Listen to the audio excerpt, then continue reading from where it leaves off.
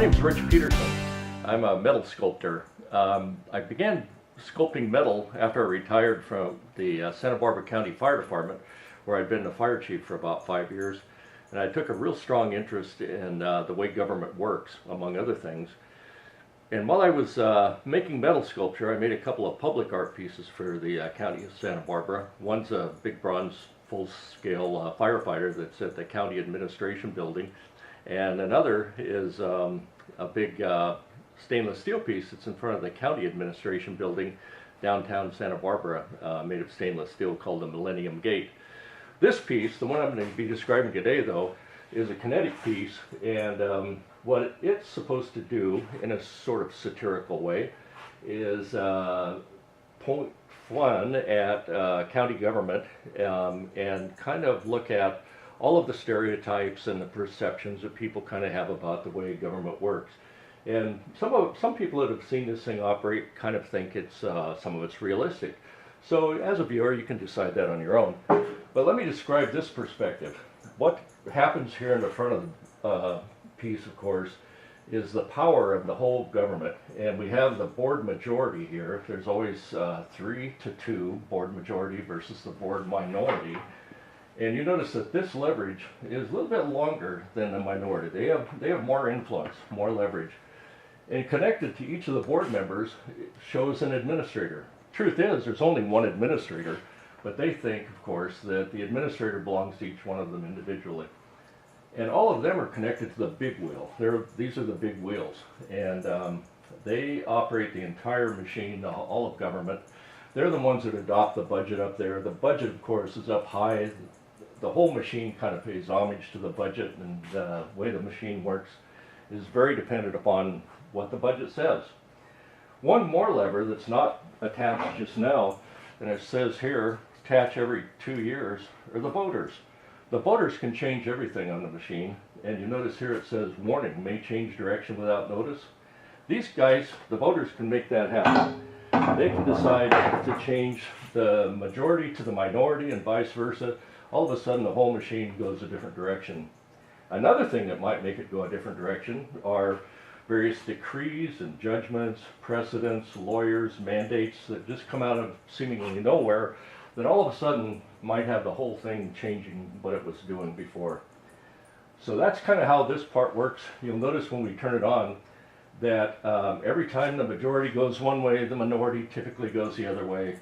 And so they're kind of opposed, and the administrator's trying very hard to keep the whole thing together and make them work as sort of a coordinated group. So that's pretty much the explanation for the front of the machine, and this is the part that's really visible. So they're all shiny, it's gold leaf, you know, this is the good part of the government, the big showy part. Okay, let's go to a different part. All right, if we go moving back further into the machine, we see the department heads, and they're up here. They're still pretty shiny. You know, they make a big impression. We have elected department heads, and their leverage is pretty big. You know, these guys can't fire them. And then there's just department heads. Those are appointed department heads. And on any given board meeting or any other time, the board majority or a majority of all 5 of those people and the administrator may decide it's time to get a new department head. So they don't have quite the leverage. They act sort of at the will of these folks up here. And even sometimes the voters. The voters can influence these guys to change department heads. Moving down in the organization, we have the mid-managers and the general services departments and all of the things that sort of support the department heads and the upper organization. The whole thing is run on money.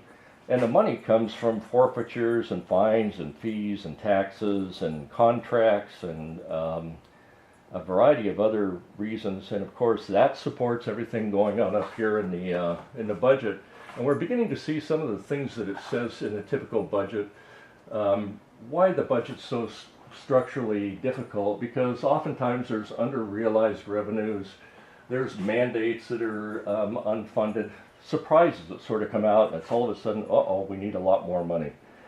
The other thing that's going on in this particular government model is the paper mill. And all of the paper that's in here you can see is kind of old and tattered, and there's sort of this perception that once a form goes into the government machine, it doesn't come out very fast. And so this paper's been in there quite a long time, and it's kind of tattered and kind of old. So we'll see about that. Now we'll go look at a different part of the machine. Okay, so far we've looked at the part of the government that's operating, and it basically is sort of in agreement. There's different levels of enthusiasm, but it's mostly all going, yes, yes, yes. It's trying to do what the budget book up there says it should do, and it's getting the work of government done. There is a part of government, though, that is opposed to most of that, and those are things, they're commissions and the grand jury, unions, various studies, analysts, committees, consultants and reorganizations oftentimes. And these are busy, while this is going yes, yes, yes, these are going no, no, no, you got it wrong. And so they're trying to influence those guys in the front there or the department heads. Nope, you got to change the way you're doing stuff. That isn't working right. So they're back here kind of hidden, but also very influential. They're doing their work to try to influence the direction of government. All right, now we're looking at yet another perspective. And on this side, we see some of the things we've already represented over there. We've got more elected department heads. We've got department heads, again, different leverage. And then we've got the assistants here and the mid-managers. You notice as you go down in the organization, things get less gleamy and shiny. The assistants they're aluminum. These guys are bronze. And then finally, we show the workers. And the workers are down here. And they've got the impression that they don't matter much. And they're just kind of rusty and not paid attention to in their minds oftentimes, but yet they have a lot of influence because a lot of those people are voters, and they know a whole bunch of other people that are voters, and depending upon the perspective and the point of view and maybe some of the unions and things that are key to those guys, they can change the direction of everything. And what we can see from this side too is the reason that so many of these papers are still here. Here's some examples, and as it turns around we'll see more, but it says this one is an incorrect form. Please resubmit on the correct form, then repay fees. Your forms are very important to us. This one says incorrect specifications. Reference cited no longer acceptable. And then here, it's important, you must read the oh, you can't really read it. This says flawed submission. Forms were submitted in triplicate, resubmit in duplicate. Your forms are very important to us. And we'll see some other reasons that those are still stuck in there. And anyway, I think it's time to turn it on. Okay. And see what happens. All right, here's government at work. You can see the opposing forces, the board majority, the board minority. They're opposing, they're trying. The administrator's trying to hold it all together. These guys are putting the pressure on the whole thing to make it work. At this point, the voters aren't even part of it because it's not an election year. That's 2 years from now, so we're going to leave them there. The government's dangerous. You can't get too close. You can get wiped out by the majority. Here's the paper mill going around. It's having a hard time. Some of the elected department heads grow in leverage. You can see these get smaller and larger, depending upon various historic things that are going on. You know, if there's a big investigation, some sort of a crime wave, maybe the sheriff's got more influence, maybe the district attorney has more. If there's a health problem, maybe the health director has a little bit more. But the regular appointed department heads, they're still kind of there, but they're not, they just have a given amount of leverage. And of course, the budget book is constantly circling, reminding everybody what they're supposed to pay attention to. There these guys are. No, we're doing it wrong. Stop it. We think differently. You got your unfunded mandates coming around. We've got the various costs that are anticipated.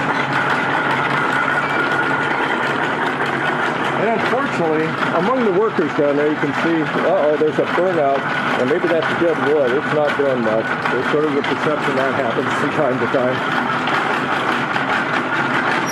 And that's pretty much the story of the government machine.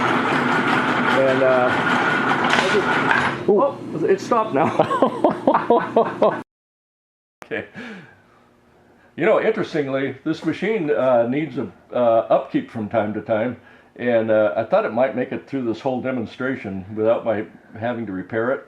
But turns out the counterweight here knocked out the main drive thing, and so you can see right here, the big wheel's turning, but the levers aren't going. That'll be fixed by tomorrow. I'll get that put back together. Oh man, that is. How do you? You don't be able? That seems like it'd be hard to fix. No, I just weld that back in there. All right.